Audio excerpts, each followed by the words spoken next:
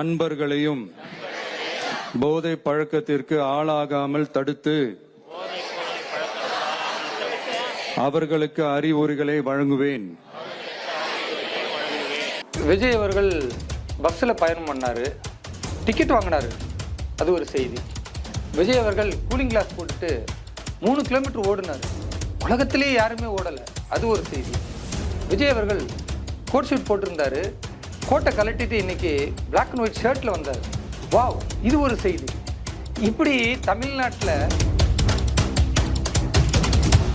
வெறுமனை எதிர்கட்சிகளிடத்தில் போய் அப்படி பண்றது அல்லது வீராவேசமா எழுதி கொடுத்ததை பேசுறது இதெல்லாம் விட்டுட்டு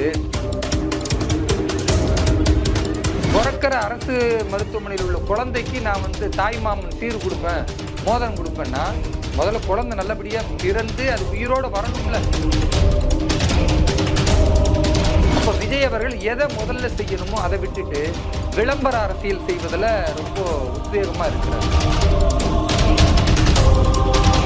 முதல்வரை பொறுத்த வரைக்கும் திரு ஜோசப் விஜய் ரீல்ஸ்ல பிரமாதமா இருக்கிறார். அவருமே அடிக்கடி போன் எடுத்து ரீல்ஸ் எடுப்பது, அப்படி இப்படி கை காட்டுறது, இப்படி கை காட்டுறது. மக்களின் கதறல் ஏன் உங்களுக்கு கேட்கல? நான் பேசிக் கொண்டிருக்கக்கூடிய இன்றைய தினம் வெள்ளிக்கிழமை கூட ஒரு பெண் 17 வயது சிறுமி பாலியல் வன்கொடுமை செய்யப்பட்டிருக்கிறார். விஜய் அவர்கள் பஸ்ஸில் பயணம் பண்ணாரு, டிக்கெட் வாங்கினாரு, அது ஒரு செய்தி. விஜய் அவர்கள் கூலிங் கிளாஸ் போட்டுட்டு 3 கிலோமீட்டர் ஓடினாரு, உலகத்திலேயே யாருமே ஓடலை, அது ஒரு செய்தி.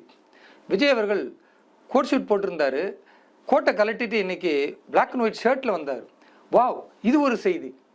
இப்படி தமிழ்நாட்டில் என்ன தேவையோ, எதை பற்றி பேச வேண்டுமோ அதையெல்லாம் மறந்துவிட்டு ஊடகங்கள் இது போன்று பேசுவது, அதையே அமைச்சர் பெருமக்கள் எல்லாம் பெரிய அளவுக்கு ஆராதிப்பது என்பது தமிழகத்தின் முன்னேற்ற பாதைக்கு பெரிய தடையா இருக்கும். தமிழகத்துக்கு இன்னைக்கு என்ன தேவை என்பதை தமிழக முதல்வர் திரு விஜய் அவர்கள் உணர்ந்து கொள்ளணும். வெறுமனை எதிர்கட்சிகளிடத்தில் போய் அப்படி பண்றது அல்லது வீராவேசமா எழுதி கொடுத்ததை பேசுறது இதெல்லாம் விட்டுட்டு இன்றைக்கு அரசு மருத்துவமனையில செவிலியர்கள் பற்றாக்குறை அதிகமா இருக்கு. அதனால என்ன ஆபத்து ஏற்படுதுன்னா, இன்றைக்கு மகப்பேறு மருத்துவமனைகள்ல செவிலியர்கள் இல்லாதனால தாயும் சேயும் இறக்கக்கூடிய இறப்பு விகிதம் தமிழகத்தில் அதிகமாகிக்கிட்டே போகுது. அப்போ அதற்கு என்ன செய்யணும்? செவிலியர்களை அதிகமாக பணி நியமனம் பண்ணணும். இதை விஜய் அவர்கள் செய்வதை விட்டுட்டு பிறக்கிற அரசு மருத்துவமனையில் உள்ள குழந்தைக்கு நான் தாய்மாமன் சீர் கொடுப்பேன், மோதிரம் கொடுப்பேன்னா முதல்ல குழந்தை நல்லபடியா பிறந்து அது உயிரோட வரணும்ல, வந்தாதானே நீங்க சீர் கொடுக்க முடியும். இந்த குழந்தை உயிரோடு நல்லபடியா பிறப்பதற்கு அங்க நல்ல செவிலியர்கள் வேணும்ல, அதுவே பற்றாக்குறைன்னா அப்ப விஜய் அவர்கள் எதை முதல்ல செய்யணுமோ அதை விட்டுட்டு விளம்பர அரசியல் செய்வதில் ரொம்ப உத்வேகமா இருக்கிறார். அதே மாதிரி இன்றைக்கு காவல்துறை போதைப் பொருள்ல அதே மாதிரி எல்லா இடங்கள்லையும் குடி கொள்ளை இதெல்லாம் அதிகமாக நடப்பது. இதை தடுக்கிற வேலை காவல்துறை. காவல்துறை வாகனத்தை நீங்க பாத்தீங்களா? 20க்கும் மேற்பட்ட சதவீதத்துல காவல்துறை வாகனம் இன்றைக்கு பாலடைந்து போயிருக்கிறது, ஓட முடியல. காவல்துறையினுடைய வாகனம் எந்த அளவுக்கு மோசமா இருக்குன்னா, அவர்கள் பெயரளவுக்கு அதை வச்சிருக்கிறாங்களே தவிர பயன்படுத்த முடியாம அல்லது பயன்படுத்துகிறோம் என்ற பெயர்ல எந்த ஒரு பிரயோஜனமும் இல்லாம இருக்கு. இதை ஏன் மாத்தல? அப்ப நவீனமயமாக்கணும் காவல்துறைய. இருக்கிற காவல்துறை இன்னும் சிறப்பான முறையில் நவீனமயப்பட்டால் தான் அவர்களுடைய வாகனம், அவர்களுக்கு கொடுக்கப்படக்கூடிய அந்த எக்யூப்மெண்ட்ஸ் இதெல்லாமே நவீனமாக இருந்தால்தான் குற்றவாளிகளை ஈஸியா கண்டுபிடிக்க முடியும். ஆனா காவல்துறையில அடிப்படை வாகனத்திலிருந்து அவர்கள் கொடுக்கப்படக்கூடிய உபயோகத்திற்குரிய பொருட்கள் எல்லாமே பழமையானதாக இருக்கிறது, பயனில்லை. இதை விஜய் அவர்கள் கவனம் எடுக்கணும். அதே மாதிரி அரசு பேருந்து இன்னைக்கு எந்த லட்சணத்தில் இருக்கு? புதுசா 300 பஸ்ஸை விட்டுட்டீங்க, ரைட்டு. 3000 பஸ் இன்னைக்கு பழமை வாய்ந்த பஸ்ஸா இருக்கு. டயர் கலண்டுக்கிட்டு போகுது, இன்ஜின் ரிப்பேர் ஆகி நிக்குது, வாகனம் பல இடங்கள்ல உருண்டு போகுது, பல இடங்கள்ல மழை பெஞ்சா தண்ணீர் ஊத்துது. இப்ப இதையெல்லாம் சரி செய்ய வேண்டிய விஜய் அவர்கள் பஸ்ஸுக்கு டிக்கெட் எடுத்துட்டாருன்றது ஒரு பிரமாதமா பேசுனா, இது என்ன விதத்துல லாஜிக்குக்கும் பொருந்தாது, நியாயமான ஆட்சிக்கு சரியானதா என்ற கேள்வியும் நான் எழுப்ப விரும்புகிறேன். அதே மாதிரி அரசு ஊழியர்கள், இன்னைக்கு அரசு ஊழியர்கள் யாரெல்லாம் ஓய்வூதியம் பெறுகிறார்களோ அவர்களுக்கு பணி முடிந்த பிறகு போகும் பொழுது கிடைக்க வேண்டிய அந்த தொகை இன்னும் கிடைக்கல. நிறைய பேர் போராடிக்கிட்டு இருக்காங்க. அது அரசு ஊழியர்களாக இருக்கட்டும், பேருந்தில் வேலை செய்ய அந்த அரசு ஊழியர்களாக இருக்கட்டும், எல்லாருக்குமே இந்த பிரச்சனை இருக்கிறது. இது திமுக ஆட்சியினுடைய கொடுமை நடந்தது என்பதற்காகத்தான் திமுக ஆட்சி வேண்டான்னு தாவேக்காவுக்கு வாக்களிச்சாங்க. தாவேக்கா ஆட்சியிலும் தொடர்கிறது. ஏன்?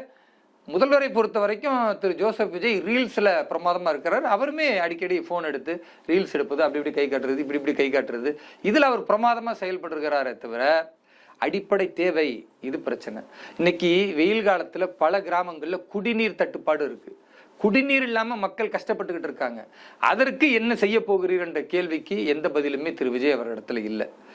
அதே போன்று நீங்க பாத்தீங்கன்னா இன்றைக்கு மக்களுடைய வாழ்வாதார உயர்வு என்பது தொழில் ரீதியான முன்னேற்றம் வேணும். இன்றைக்கு திரு ஜோசப் விஜய் வந்த பிறகு இந்த 40 நாட்களில் எந்தெந்த தொழில் செய்யக்கூடிய நிறுவனங்கள் தமிழகத்தில் முதலீடு செய்தது என்ற கேள்விக்கு பதில் இல்லை. கடந்த காலத்தில் இல்லை என்பதை குறை சொல்லுகிறார். கடந்த காலத்தில் மின்துறையில் ஊழல் இருக்கு என்பதை குறை சொல்லி வெள்ளை அறிக்கை விடுறாங்க. கடந்த காலத்தில் நிதிநிலை திமுக கொள்ளையடிச்சிட்டாங்க என்பதற்கு வெள்ளை அறிக்கை விடுறாங்க. அட நீங்க என்னப்பா செய்ய போறீங்க? உங்கள்கிட்ட என்ன திட்டம் இருக்கு? எதிர்காலத்தினுடைய நோக்கம் என்ன? அதுக்கு பதில் இல்லை.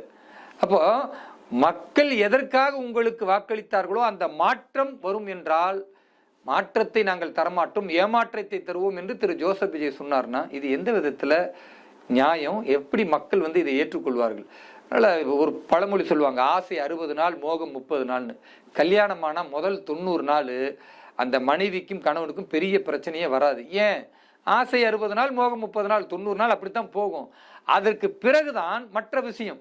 அதனால இந்த 90 நாள் இவர்கள் அந்த மாதிரியான ஒரு சந்தோஷம், மகிழ்ச்சி, அதே போன்று மக்களை பற்றி கொண்டு கொள்ளாமல் ஏதோ பெருசா ஒன்றை சாதித்து விட்டோம் என்ற அந்த விஷயத்திலேயே தான் இருக்கிறாங்களே தவிர மக்களின் கதறல் ஏன் உங்களுக்கு கேட்கல? நான் பேசிக்கொண்டிருக்கக்கூடிய இன்றைய தினம் வெள்ளிக்கிழமை கூட ஒரு பெண் 17 வயது சிறுமி பாலியல் வன்கொடுமை செய்யப்பட்டிருக்கிறார். இன்றைய செய்தி.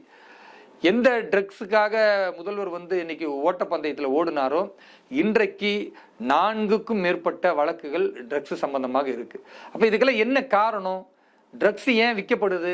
அது விற்பதற்கு யார் தூண்டுகிறார்? அதற்கு மூலம் யாரு? இதை ஏன் காவல்துறை உங்க ஆட்சியில கண்டுபிடிக்கல என்பது இந்த கேள்விக்கும் இன்னும் பதில் இல்லை. அதனால் தமிழக முதல்வர் ரீல் போடுவதற்கு என்ன கண்டென்ட்டோ அதை தயார் செய்யாம ரியலா மக்களின் தேவைகள் என்ன? அடிப்படை தேவை மருத்துவம், அடிப்படை தேவை கல்வி, அடிப்படை தேவை மின்சாரம், அடிப்படை தேவை பாதுகாப்பு, அடிப்படை தேவை குழந்தைகளுடைய முன்னேற்றம், இதுக்கெல்லாம் கவனம் செலுத்துவதை விட்டுட்டு தினம் ஏதாவது ஒரு ரீல் கண்டென்ட்டே முதல்வர் பேசி கொண்டிருந்தால் பாரதிய ஜனதா கட்சி கடுமையாக இந்த செயல்களை எதிர்க்கிறது. மக்களின் வளர்ச்சிக்காக செயல்படாத திரு ஜோசப் விஜய் அவருடைய ஆட்சி ஒரு ஊழல் மிகுந்த ஆட்சியாக சென்று கொண்டிருக்கிறத. ஆனால் வெளியில் வேஷம் போடுகிறார்கள், நீதி நேர்மை, ஊழல் செய்ய விட மாட்டோம். நான் நேரில் போய் பார்த்தேன். சாதாரணமாக 5 ரூபா வாங்குற ஒரு கழிப்பறையில் 10 ரூபா வாங்கி ஊழல் செய்யறான். ஒரு நாளைக்கு 10,000 பேர் பொது போக்குவரத்தை பயன்படுத்துறாங்க, பேருந்துகளை பயன்படுத்துறாங்கன்னா 10,000 × 10 ரூபா நீங்க கணக்கு போட்டு பாருங்க, லட்சக்கணக்கில் ஊழல் நடக்குது. அதே மாதிரி மக்களுடைய நடைபாதையை அடைக்கக்கூடாதுன்னு உச்ச நீதிமன்றம் தீர்ப்பு சொன்னா மக்களுடைய நடைபாதையை அடைச்சு குத்தகைதாரர்கள் திமுக ஆட்சியிலும் தாவேக்கா ஆட்சியிலும் இன்றைக்கும் அவன் கோடி கோடியா சம்பாதிருக்கான். தட்டி கேட்டா மாநகராட்சியினுடைய ஆணையாளரிலிருந்து காவல்துறை வரைக்கும் வாய்ப்பொத்தி இருக்கிறது. சமூக வலைதளத்தில் நான் ஆதாரத்தோடு போட்டிருக்கிறேன். இப்படி ஒவ்வொரு துறையிலும் சின்ன சின்ன முதலீடுகள்ல இருந்து பெரிய பெரிய முதலீடு வரைக்கும் ஊழல் நடக்குது. ஆனா நாங்க விடமாட்டோம் சொல்லிக்கிட்டே விட்டு கொண்டு இருக்கிற ஜோசப் விஜய் அவர்களுக்கு கண்ணு தெரியலையா, பார்க்கலையா? அவரையும் டேக் பண்ணி தானே நான் போடுறேன். சீஃப் மினிஸ்டர் ஆஃப் தமிழ்நாடுன்னு ஒவ்வொரு பதிவுகளையுமே டேக் பண்றேன்னு. அப்ப ஏன் அதை நடவடிக்கை எடுக்கல? சாராய கடைக்கு பாருங்க, 10 ரூபாய்க்கு எதிர்த்தவர் இன்னைக்கு எல்லா இடங்களிலும் 20 ரூபா பொது சமூக வலைதளத்துல ஆதாரத்தோட போட்டிருக்கிறோம். இந்த 20 ரூபா எல்லா இடத்துல வாங்குறது ஏன் உங்களால தடுத்து நிறுத்த முடியல? இந்த கேள்விக்கு திரு விஜய் அவரிடத்துல பதில் இல்லை. அப்ப எதையெல்லாம் நான் வந்தால் மாற்றுவேன், சரி செய்வேன் என்று சொன்னாரோ, சட்டமன்றத்தில் இருந்து கொண்டு நாங்கள் ஊழல் செய்ய மாட்டோம், செய்ய விடமாட்டோம், செஞ்சவர்களையும் விடமாட்டோம் என்றெல்லாம் டயலாக் பேசுறாரோ எல்லாமே நடக்குது. ஐயா முதல்வர் அவர்களே, விஜய் அவர்களே, நடக்குது. ஆதாரத்தோட நான் ஒவ்வொரு நாளும் பதிவு போட்டுக்கிட்டே இருக்கிறேன்னு. அதுக்கு ஒன்றும் பதில் கிடையாது. விவசாயிகளை பொறுத்த வரைக்கும் நான் விவசாயியாக அடுத்த ஜென்மத்தில் பிறக்கணும். ஐயா ஜென்மத்தில் பிறக்குவான இப்ப இருக்கிற விவசாயி செத்து போயிடாம இருக்கிறதுக்கு காப்பாத்துங்க. 5 ஏக்கர் நிலத்துக்கு என்ன இழப்பீடு அதை தருவேன்னு சொன்னீங்களே, இன்னைக்கு வெறும் 50,000 70,000 கொடுத்து மக்களை ஏமாத்துறீங்க, விவசாயி ஏமாத்துறீங்க, கதறாங்களே. அதுக்கு என்ன பதில்? நெல் விவசாயி இன்னைக்கு சாகுறான். இன்னைக்கு மாம்பழம் விவசாயிகள் அறுவடை அப்படியே எல்லாம் குத்து குத்தா விளைந்து நிற்கிறது. அறுவடை பண்றதுக்கு ஆள் இல்லை, எல்லாம் தரையில மண்ணா போகுது. நான் சமூக வலைதளத்தில் போட்டிருக்கிறேன்னு பார்க்கலையா ஐயா விஜய் அவர்களை? அந்த மாம்பழ விவசாயிகளுடைய கண்ணீர் உங்களுக்கு தெரியலையா? நெல் விவசாயிகளுடைய கண்ணீர் உங்களுக்கு தெரியலையா? அப்போ தேவையான நேரத்தில் தண்ணீர் திறந்த விட வேண்டும் என்ற அணைகளில் இருந்துன்னா அந்த நேரங்களில் தண்ணீர் திறந்து விடாமல் தாமதப்படுத்துவதன் மூலம் விவசாய நிலங்கள் பாழாகுது. அது புரியலையா?